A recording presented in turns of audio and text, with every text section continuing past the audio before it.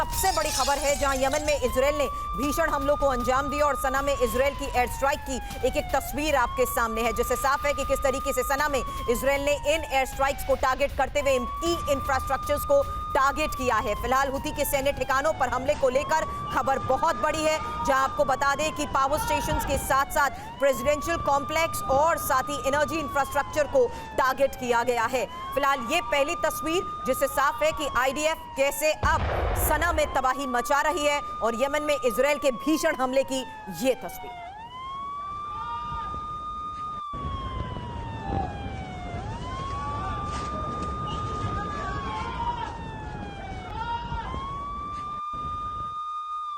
और हुती के ही हमलों का इजराइल ने कैसे बदला लिया। एक और बड़ी खबर, एक साथ 50 से ज्यादा ठिकानों पर हमले को लेकर खबर है। राष्ट्रपति भवन पर भीषण बमबारी की यह तस्वीर देखिए। इजरायली हमले के बाद आग की लपटें दूर दूर तक नजर आ रही हैं।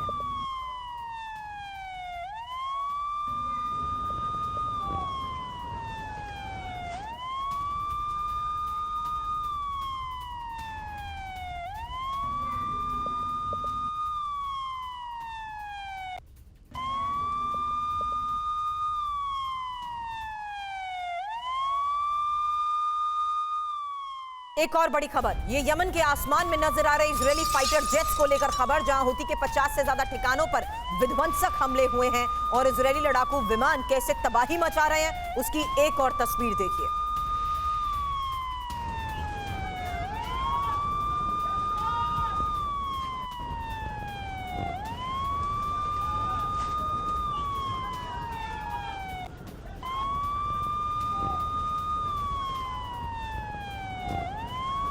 तीन तस्वीरें एक साथ आपके सामने, जहां देखिए 50 से ज्यादा अलग अलग ठिकानों पर हुए हमले के बाद की ये तस्वीरें, जहां आईडीएफ ने एयर स्ट्राइक्स के जरिए प्रेसिडेंशियल कॉम्प्लेक्स के साथ साथ अलग अलग ठिकानों को टारगेट करते हुए बिजली घर और ऑयल डिपो को भी किया है टारगेट। और ये हुती के 50 से ज्यादा ठिकानों पर विध्वंसक हमले की वो तस्वीरें जिससे साफ है इजराइल किस तरीके से तबाही मचा चुका है। और ये सना की वो तस्वीर, जहां यमन के आसमान में भी सिर्फ इजरायली फाइटर जेट्स दिख रहे हैं। इजरायली हमले के बाद लगी आग की ये वो तस्वीरें, जहां भीषण बमबारी को अंजाम दिया गया। एक साथ 50 से ज्यादा ठिकाने, हुती के हमलों का इजराइल ने बदला लिया है। आपको बता दें, यमन में ही इजराइल ने जिस तरीके से हमलों को अंजाम दिया है वो एक बहुत बड़ा बदला है, क्योंकि शुक्रवार को ही क्लस्टर बॉम्ब के जरिए जिस तरीके से पहली बार हुती ने इजराइल को टारगेट किया था, उसके कुछ ही घंटों बाद सीधा सना में इजराइल ने एयर स्ट्राइक के जरिए तबाही मचा दी है। और ये यमन में इजराइल के उन भीषण हमलों की एक साथ तीन तस्वीरें आपको दिखा रहे हैं, जहां बड़ी खबर यह है कि अलग अलग ठिकानों को टारगेट करते हुए दावा यह कि एक साथ 50 से ज्यादा ठिकानों पर हमलों को दिया गया है अंजाम। मनीष झा इस वक्त मेरे साथ है। मनीष, क्या लेटेस्ट इंफॉर्मेशन, क्योंकि यमन के आसमान में नजर आ रहे इजरायली फाइटर जेट्स, इसको लेकर भी एक डेवलपमेंट है। आशुर, ये सवाल आप मुझसे पूछ रही हैं? बिल्कुल आपसे पूछ रही हूं, क्योंकि इजराइल किस लेवल तक इस वक्त इन एयर स्ट्राइक्स को अंजाम दे रहा है और किस तरीके से। देखिए, अभी जो जानकारी मिल रही है उसके मुताबिक इजराइल का जो फर्स्ट राउंड का एयर स्ट्राइक है वो खत्म हो गया है। यानी कि जिस ऑपरेशन के तहत उन्होंने सेना में प्रेसिडेंशियल कॉम्प्लेक्स में स्थित मिलिट्री कंपाउंड पर अटैक किया या फिर जो दूसरे और क्रिटिकल इंफ्रास्ट्रक्चर पर अटैक किया, लेकिन वो एयर स्ट्राइक अभी खत्म हो गई है। लेकिन जैसा कि हम अपने दर्शकों से बार बार कह रहे हैं कि ये बात यहीं खत्म नहीं होने वाली है, क्योंकि इजरायली हमले में एक बहुत ही सीरियस पैटर्न दिखाई दे रहा है। वो पैटर्न ये है कि 2-3 दिन पहले इजराइल की तरफ से गाजा में ऑपरेशन का ऐलान किया गया कि अब हम गाजा को टेक ओवर करने जा रहे हैं। उसके बाद उन्होंने लेबनान पर अटैक किया, फिर उन्होंने सीरिया में साउथ सीरिया पर अटैक करना शुरू किया। उसके बाद उनका यमन में भी अटैक हुआ। चलिए ठीक है, यमन के मामले में यह हुआ कि हुती विद्रोहियों ने एक मौका दे दिया, तो लेकिन शायद उन्हें पता था कि हुती विद्रोही ऐसा कुछ करेंगे। बस उनके लिए एलिमेंट ऑफ सरप्राइज बस इतना ही था कि हुती विद्रोहियों ने क्लस्टर बम वाले बैलिस्टिक मिसाइल का इस्तेमाल किया था। बस वही एक नई बात थी, वरना हुती विद्रोही तो अटैक कर रहे थे। तो जिस लेवल का इस वक्त ये एयर स्ट्राइक किया गया, देखिए इस वक्त हमारे दर्शक जो टेलीविजन स्क्रीन पर ये वीडियो देख रहे हैं, ये आम वीडियो नहीं है। आने वाले दिन में आपको इससे बड़े बड़े वीडियो देखने को मिलेंगे, बड़े बड़े एयर स्ट्राइक होने को मिलेंगे।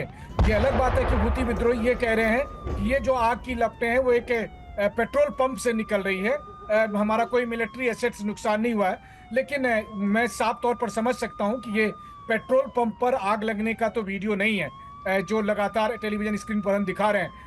बात इससे आगे जाएगी, तो इससे बात आगे ये जाएगी कि इजराइल कहेगा कि हूती विद्रोहियों ने हमें ईरान के मिसाइल से अटैक किया था, असली गुनहगार ईरान है और अब हम उससे सीज फायर नहीं रोक सकते हैं। लेकिन ये सब क्यों हो रहा है? वो सब इसलिए हो रहा है क्योंकि किसी भी कीमत पर फिलिस्तीन को स्वतंत्र राष्ट्र के तौर पर मान्यता नहीं देना है, जिसके लिए सितंबर में तैयारी हो रही है। तो अभी से लेकर सितंबर तक का वक्त बेहद क्रिटिकल है। बिल्कुल, आने वाला वक्त बहुत क्रूशियल है, क्रिटिकल है, क्योंकि अब इजरायली सेना ने यमन में जिस तरीके से तबाही मचाई है, उसकी एक और तस्वीर जहां ऑयल डिपो को भी टारगेट किया गया है। इसी इजरायली हमले के बाद लगी भीषण आग की ये एक और तस्वीर सामने आई है, सना के दक्षिण पश्चिमी इलाकों में हुई बमबारी की।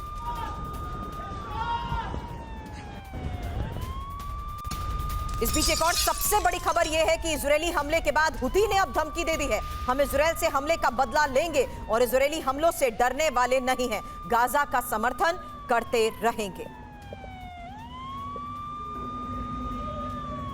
कुलकर्णी सर, एक सवाल उस लिहाज से ले रही हूं क्योंकि आज ही हमने एयर ऑपरेशंस को देखते हुए एक बहुत बड़ी खबर दिखाई थी जो इजरायल की उस बड़ी तैयारी के जरिए ईरान को टारगेट करने के लिए जरूर थी, लेकिन ईरान के साथ साथ कैसे वो यमन तक को टारगेट करता है, क्योंकि इसमें ईरान पर बड़े हमले की एयर स्ट्राइक को देखते हुए ही एयर ऑपरेशन के लिए रिफ्यूलिंग एयरक्राफ्ट इजरायल ने खरीदे हैं। और जो बात मनीष ने कही कि ये पहले सेट ऑफ ऑपरेशन को अंजाम दिया गया है, क्या हम एक्सपेक्ट कर सकते हैं इंटरमिटेंट ऑपरेशंस?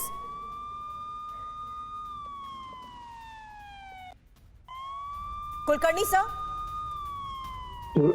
तो भी सवाल ये है कि ये लगातार अगर हम देखें इसको मई से लेकर के चुटपुट यमन और इजराइल के बीच में चल रहा है और यमन कहीं ना कहीं जब दबाव डालने की कोशिश कर रहा है कि मानवीय सहायता गाजा में जो लोग हैं जिनका पलायन हो रहा है साउथ की ओर और खासकर रफा की ओर, उनको मानवीय सहायता देने की इजाजत दी जाए। इजराइल कह रहे हैं कि हम मानवीय सहायता दे रहे हैं, लेकिन यूएन कह रहे हैं नहीं वहां पे तो बिल्कुल ही भुखमरी है और लोग बच्चे जो है उनके बहुत बुरा हाल है।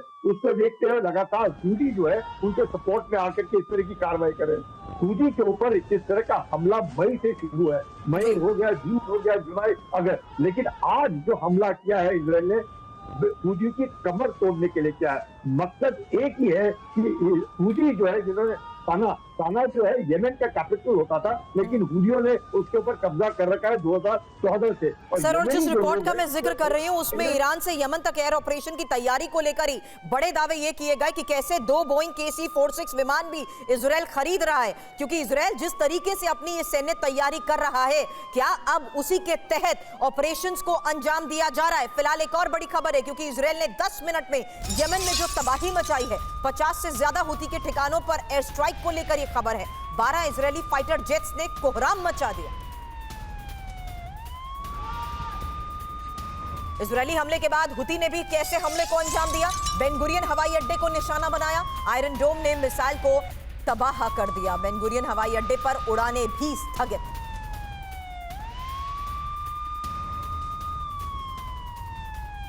और हुती के कई ठिकानों पर आईडीएफ के हमले को लेकर खबर यह कि अल नहादीन बेस समेत कई ठिकानों पर बमबारी हुई है। तस्वीरें अब आपके सामने।